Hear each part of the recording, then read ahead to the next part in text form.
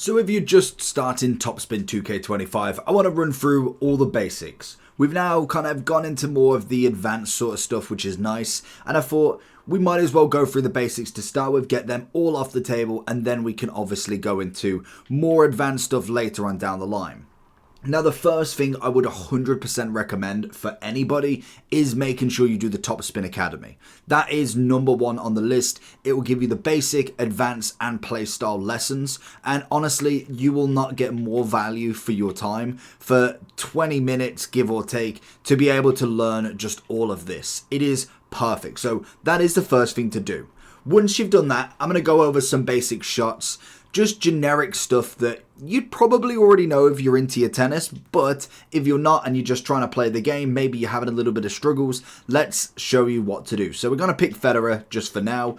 It really doesn't matter who we're going against. We'll put it on, we'll go easy to start, but we'll go normal to start with because I want to be able to have at least somewhat of a rally. And then what we're going to do is, because I'm just going to go for the max amount of matches to start with, I'm going to go through the basics of shots because you've got a few of them, and if you go into a match, you'll be able to see them all in the controls. So once I get in here, we'll be able to see that you've got the start menu, and then you can go into, I believe it's settings, and you can go into controller in the gameplay side of stuff. So as we can see then, so we've got an inside out. That is basically when you are going on your right, instead of going kind of the normal way you would to swing a racket, you're basically turned round going across it. I'll show you in a second, just so you know. You have fast repositioning as LB. We have move the player or move the character with your left analog stick. This is obviously going to be on controller. Drop shot is going to be RT, which is R2 on PlayStation. Follow shot to the net is going to be holding RB after you've done the shot or before, doesn't matter. Y is lob, X is slice, B is topspin, and A is a flat shot. Not only that, we have got different serves as well. So if I was doing a normal serve, I can press any of the buttons, A, X, Y, or B. I don't know, I can't press RT. So if I was to do that, I do that and I aim. It's a very bog standard one. There's nothing too crazy when it comes to it. That is just the normal serve. And I'll show you the advanced serve in a second. But then we have something called a controlled shot, or we have a power shot. So a controlled shot is simply tapping the button as it goes close to you. Then obviously you've got your timing meter. As you see, if you're doing that, I'm not moving him. He's going to eventually move me and lead to a point, which I'll get onto a second. Whereas then we've done that basic serve. You now have the right analog stick you can press down. You can also move at the same time, and you've got to get the right serve. Now when it comes to the normal shots, we've already done a controlled shot. Obviously you can do them with all. Flat is just going to be your normal. B is, ooh, that's a great shot. B is going to be your top spin. That's hopefully going to be a bit more power. And then Y is going to be the lob. So for instance, that is a fault. So make sure you don't do that. Obviously with the lob, it's more when you're bringing him closer. So if I was to try and do a slice, or for instance, if I was going to try and do a drop shot, well, that is awful. If I was going to try and do a drop shot, then obviously with that, I'm going to bring him closer to the ground, and hopefully he kind of comes in. And then as you see, if I hold Y, that's going to be the lob. It's also going to give him the ability to be able to smash it back. So you've got to do it in the right way. So that's just the generic sort of stuff. So when it comes to when to use a controller, when to use a power, basically with the power, it's great for moving him across. You can obviously divvy up your shots between B and also A. I must admit, the one thing with the top spin and power shots they're called, they are going to drain your stamina a lot quicker. So definitely trying to mix it up and not always going for the top spin is perfect. And as you see, you can obviously aim with the left analog stick, left, right, or middle, and that is going to be to move him around the court, because if I just keep slapping it at him, as we saw already, he's going to make me move. So already I'm having to guess where he's going, and that's going to be already a little bit of a problem. So if he goes across, I want to go across, and then I go back to the center, then I can bring him across. And this is going to be more towards the harder gameplay, because then you want to be in control here. I don't want to be the one moving absolutely every single time, because it's gonna make my stamina drain. I want to be the one to dictating where he goes, and I can get the slap there. Now, in terms of court positioning, obviously, you're going to spend a lot of the time in the big box. You're not really going to be too much on the kind of volley side of stuff, but you can be, because you can obviously do something like that. You have a volley back quicker. It can be a kind of good thing and a bad thing at times, because if you haven't got the reaction, or if you're not in the right spot, it's a very easy shot for your opponent to just absolutely whale it back. You can obviously, like I say, utilize lob shots, but it's going to give them ability to be able to do something like that. So if they're on the back line, I would suggest not doing lob shots.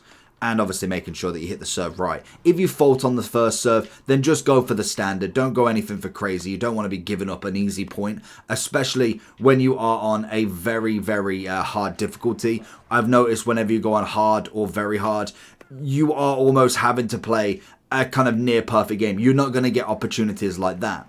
Now, obviously with the LB, that's going to be great for kind of positioning as well. So that is going to be something that can be utilized. That's poor. You can be utilizing as well. Honestly, trying to talk and do it at the same time is crazy. But as you can see, say for instance, if I go here and I whack it back across, we can move all the way back across. We can do it again, reposition ourselves, get ourselves back into that driving seat. And obviously you've got to take a gamble on where you're going. So when it comes to different shots, it's all about learning how the opponent goes. When it comes to very easy and easy, to be honest, I don't think it really matters. I reckon I could slice the ball every time and you would easily get the points. When it comes to normal as we're on now, it requires a little bit of strategy. As you see, if we're going just kind of free willy and just kind of just going with whatever we go with, it's not always the right case, because he's going to be able to get across. Even when I go for a too late there, that is going to be enough to kind of do him out of the ball, really. Whereas when you go on hard, that most definitely is not going to be enough. And as you see, if I'm doing the power shot, as I'm holding, say, the flat, it's going to give that red little ball. That is basically your power meter. Once it hits the full red circle, that is going to be a full power back. So that's going to be what you see from a power shot. So you can either do any of them, like it is every single shot. Like I could do a flat, fully powered up, a top spin that is powered up, and it's going to give you a little bit more edge when it comes to placing your shots right. This is going to be mixed in with some good timing. That is going to be absolutely crucial when it comes to it. Having the perfect is going to be monumentally better for you. You get good, get too late, too early, or what is it, too soon. That is going to be massive in comparison to going straight for the perfect. And I'm not saying that you're going to have to get perfect every time. It's just at least good and perfect are going to be the ones that really help you in them later difficulties. You can definitely get away with it right off the bat. It's quite an easy one on very easy to be able to win, even with the too late, too soon. It makes it a little bit harder, don't get me wrong, but you can definitely still win. Whereas when you go up to the normal, the hard, the very hard, and then obviously to expert and legend, you're not going to win with too late and too early. Like, you will lose a lot of points, in my opinion, from not having that good and perfect down to an absolute T on most shots. Then throwing in the volleys, the going in after. So for instance, the going in after from a serve, I'm holding RB, I'm going to go for my proper serve, and I'm already coming in. He's responded, so you've got to pick your moments as well. That obviously is going to be, oh, that's going to be a fault. You've got to pick your moments when it comes to it, because if he does serve it, like I say, in the right zone, like here, that's going to be perfect zone for it, because obviously we can work with that. Straight down the middle is fine. The moment he goes against the grain and goes like straight left or straight right, as you see, we're ready for that rebound, we're ready for that volley. But if they kind of anticipate it, if you are doing it constantly and you're online, it's not going to work. So as we see here, we can do it also with a follow-up here. We've managed to get a perfect serve back, which is nice. But we are ready to go for that volley if needed. So as I'll do it here, we've kind of run forward a little bit. We're going to get the too soon and we're ready to go for it. But he's not managed to get the serve. That's because we're on the lower difficulties.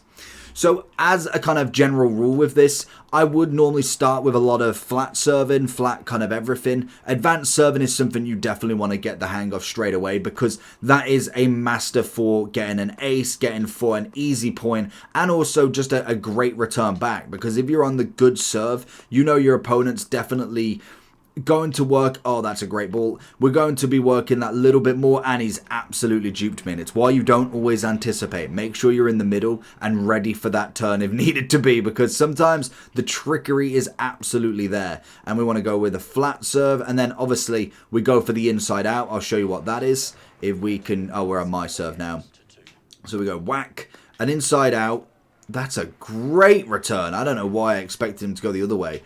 But, for instance, an inside out would be something along the lines of kind of going across. I'm not going to be able to get it in right. You'll be able to do it in the TopSpin Academy. They do a whole section on it. But it's basically if I'm looking left, so say I'm on the left-hand side now and I want to hit it across my body, I'm hitting from left to right. Inside out would be right to left. So I'm looking to kind of almost move my body in the other way like that, basically. So it kind of comes across me rather than going the normal way if I'm to hit it across court. It's mainly just to try and dupe the opponent a little bit. It's nothing absolutely crazy in it, to be honest.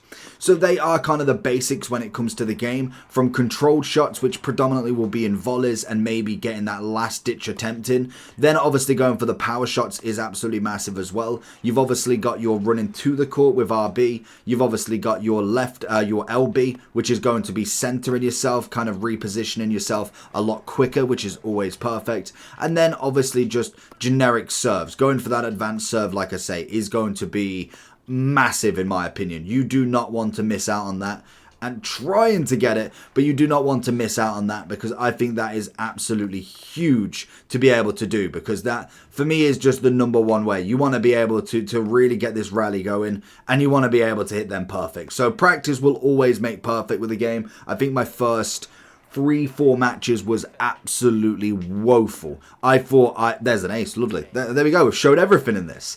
With obviously my first few games, they were woeful. I really thought that I was not going to be cut out for this. And to be honest, I got into it pretty quickly, doing the TopSpin Academy, then obviously just generically practicing, going with my pro, going with obviously the career mode as well, even giving a hand online. Definitely there is far better people on the game than me, and most definitely as you level up your pro, if you're looking specifically for that, they will get better over time. They're not going to be the next Federer or Murray in terms of tennis straight off the bat, and I think I like that, but it is all about just practicing and getting the going. That's about it. So hopefully you enjoyed, and I catch you all for the next one.